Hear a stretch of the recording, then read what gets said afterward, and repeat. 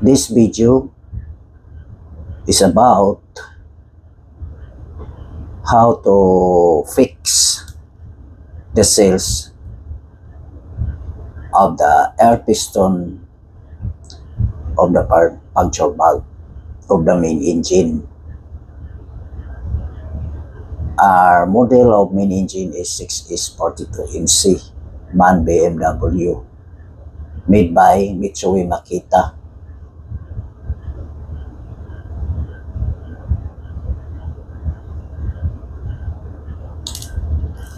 And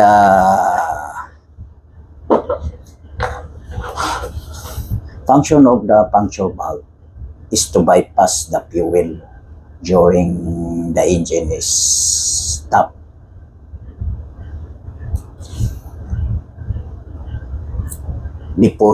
This puncture valve push the suction valve so that the fuel can be bypassed during the stopping of the main engine, And when the engine is running, the puncture valve release the suction valve, and the fuel is injected from the fuel oil pump to the injector. This is puncture valve, parts of the puncture valve. This is the puncture valve air cylinder. Then this is the air piston. You are going to insert this inside with spring. Insert this inside. But remember, our problem is the cells. This one, very small, but it creates you a big problem if we don't know how to fix this. And the air piston, because if you force to insert this, of course we force to insert this, these cells become stretched and it cannot return to its original size. And remember, there is two O-rings. You put first the O-rings, then above these O-rings, the cells. The O-rings are no problem with us, only the cells. But there are special tools for this,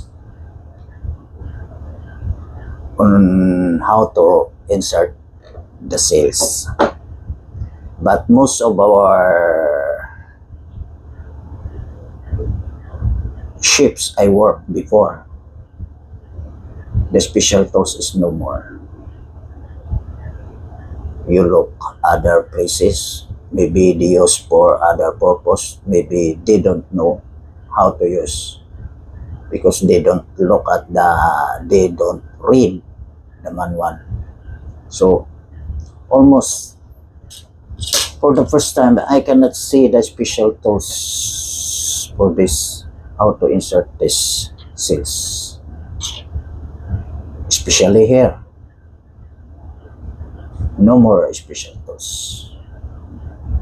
I don't know, they use for other purpose, or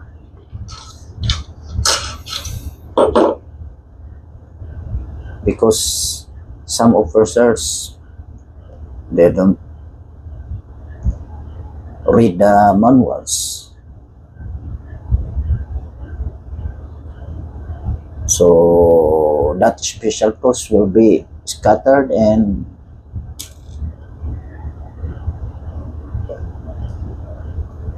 we cannot locate anymore. So I make my own special tools for this because if you don't know, this cells is very small, but it creates you a problem. If you do not use your own initiative of tools,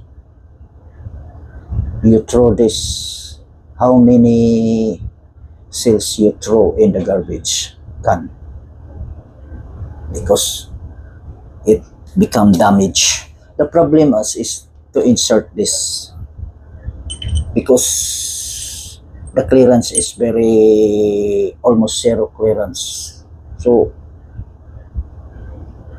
during insertion, the cells will be broken, will break. So that's the big problem. So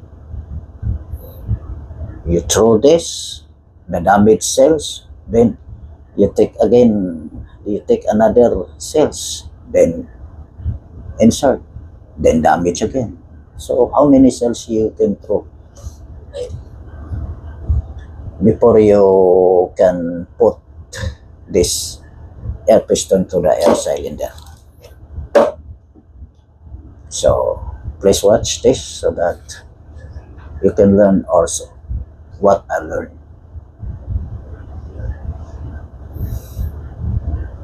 I made my own special tools because I thought I was thinking so many times how to use this, how to fix the cells. So I come out my own idea to use this.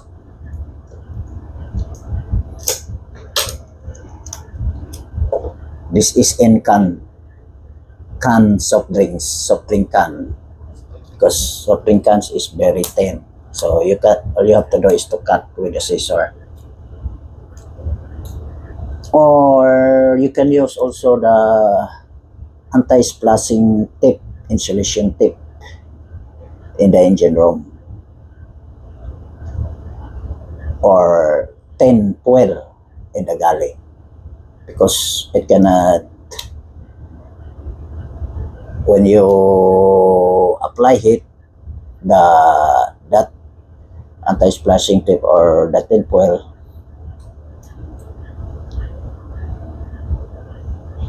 will not be going to fire. Also this. Then a small hose clip.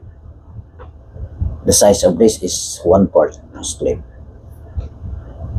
All you have to do is to insert the end can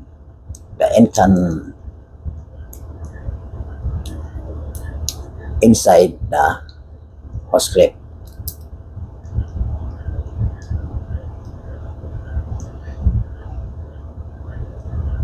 Like this. Okay, ready. Then insert this. Then tighten with the screw. Okay. But first, we should insert first the O-ring. And there are two slots, 1 and 2. So 4 O-rings and 2 cells, because in one cell have 2 O-rings. So all we have to do, but don't forget to lubricate a little so that it can slide during insertion. All we have to do is to insert this O-ring first. Okay, let's start now. Force only by your hand. Then like this. Okay, ready. Another one. Then push. The first slots had already O-rings. Then take another O-rings for another slots.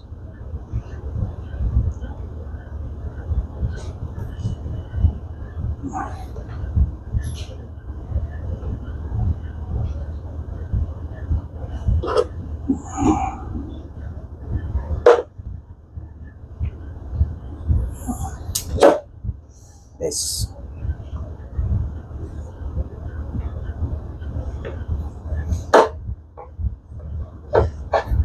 Then push to pass the O-rings already in the slot.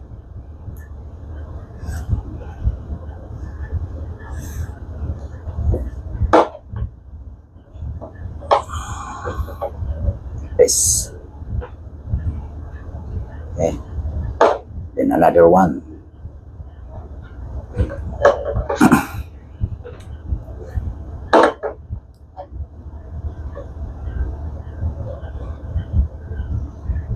Okay, already 4 O-rings into slots.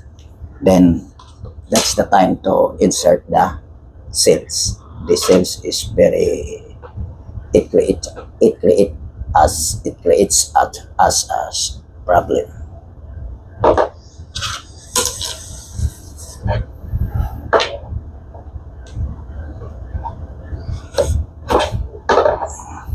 Okay.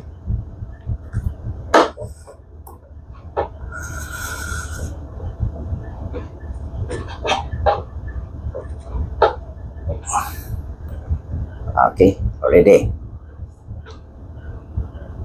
And the other slots. Then the last one.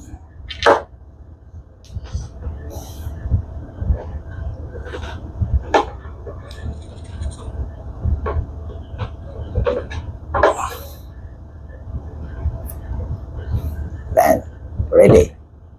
But we cannot insert this into the air cylinder because it will damage. Because this is stretched already. Very slack. So it create. If you force to insert this, the cells will be damaged. So all we have to do is to clamp this, our special tools.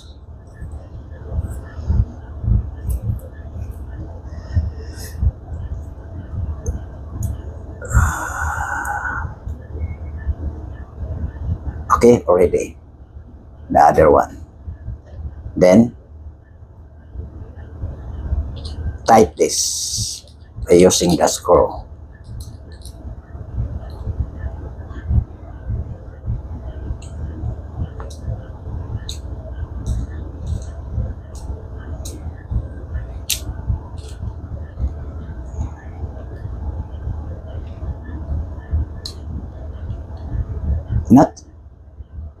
Not so tight, little. Then use with a lighter to apply heat so that the cells will be compressed again by applying heat. So it cannot burn because it is wrapped with 10 Incan, the 10 metal. Do not apply this directly because it will burn. So here apply around of almost 20 seconds or 15 seconds. Then turn while you apply heating. Okay?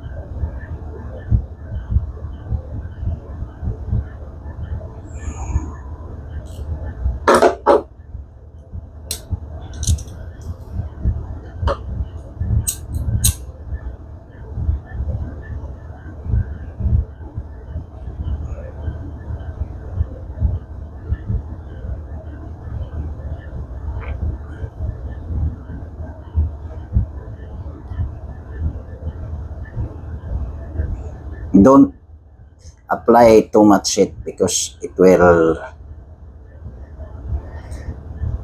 damage also the cells.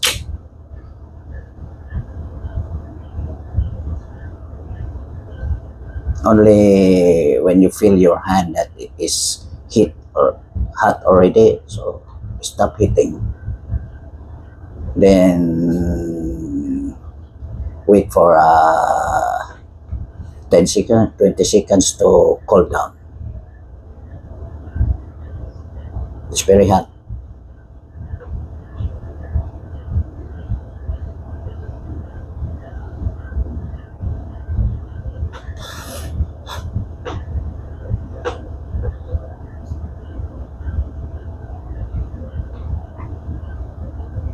This method is already tested.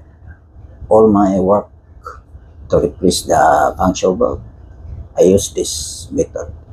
So it is already tested. It can and it can work.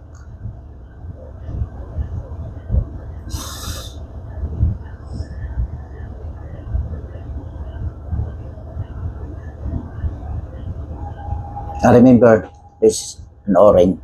Also, there is sales also here, but I did not bring because there is no problem about this area. The sales is very big. Also fit this inside. No problem about this. So I did not bring. Only these two cells, small cells, have create us a problem. So that's why I share it to you.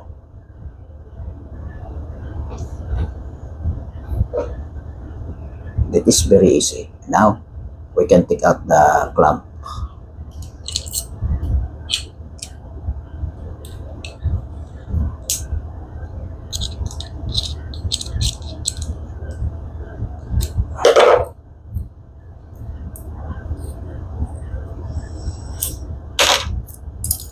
Now it is compressed. Compare this that not yet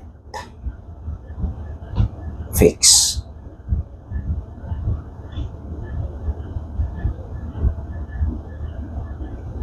It returns to its original size. Now we can fix this another one.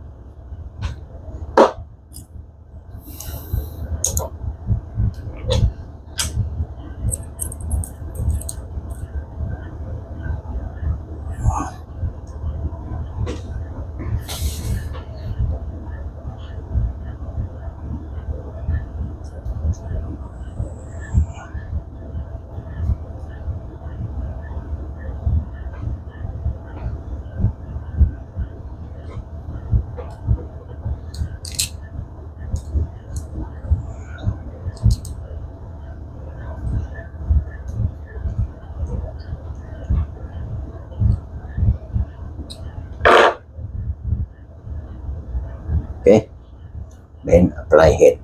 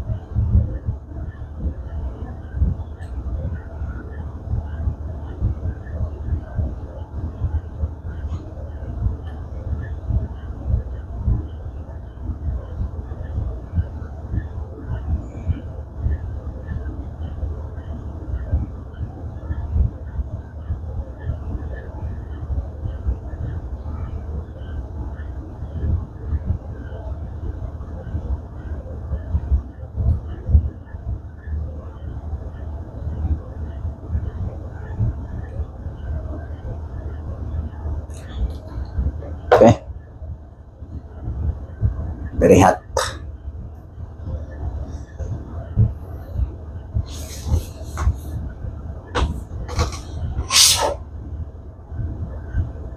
And there is a spring also.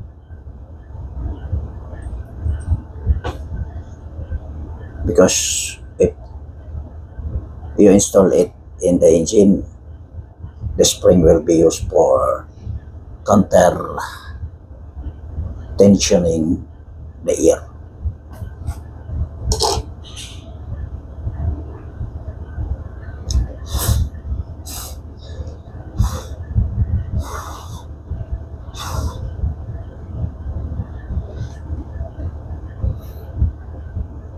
And also the cells in the exhaust valve, you can apply hot and cold. Please watch my video on how to put the cells on the exhaust valve. I hit first there, because there is also an instruction in the manual to hit the cells with the water. Then also the cells from the spindle, it's very hard to install also. So you can apply cold. You can take the cells and put in the refrigerator until it cool down, almost 6 hours, 8 hours. Then you can install it in the air cylinder. It is very easy. But you can place also the cells without applying the cold. But it's very hard. Your thumb will be, maybe you can feel the pain of your thumb because you push hard. Then going outside, come out again, then you push again. How many times? So you can apply cold also. The hot and cold application is very useful. Remember how to put the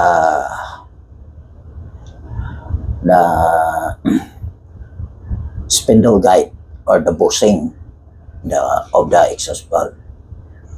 You can take out the bushing. Before you install, you apply cold. You get the bushing, then put in a refrigerator. After 6 hours or 4 hours, the bushing is very cold, become cold, and that's the time you can install in the exhaust valve. Because the metal, if you are applying cold, it will compress. So that's the purpose. So very easy to put if you can apply cold, but if you cannot apply cold, it's very hard to push, not with a big hammer. But if you can apply cold,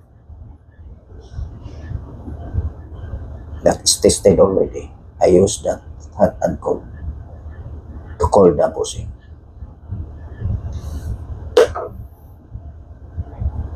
It is very important also to replace the bushing of the exhaust valve spindle, because it can wear also. Especially you replace the new spindle, replace also the bushing. That's very good that you install all new parts rather than the new one than the old one. So it's better to install all new parts. Okay, take it out now.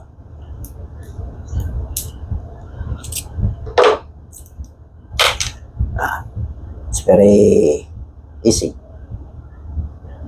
It compressed now. Again, it returns to its original size. And you can put this now without damaging the cells. But forget, put some lubrication oil so that it will slide during insertion. Slowly, slowly pushing. Okay, okay, already. Very easy. But if you do not apply the special tools that I use, when you take out again the cells, you push hard, especially you, because it is very important when you insert, you can check also, take out again and check the cells. You can see that the cells is already broken, stretched again. So now, what happened to the cells? It's very, it no damage. You can see no damage of the cells. So it's very easy. But I put some lubrication also oil inside already. So I hope you can learn this video. This is for my, so that you will know also. You cannot damage so many cells. And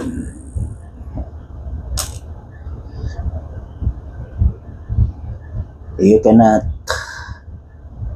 do, you can do your work very easily because of this method. Okay guys, that's all, and I hope you can learn this video and you like this video. Don't worry, I will make a video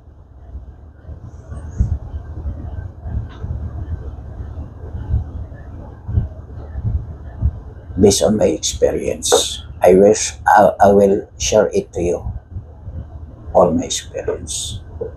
That it create as hard, then I will share it to you so that you can learn also, so that you can apply, you can work very easily.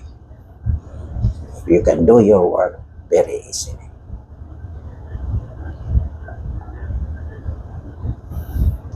I hope you like this video, and if you like, please share and subscribe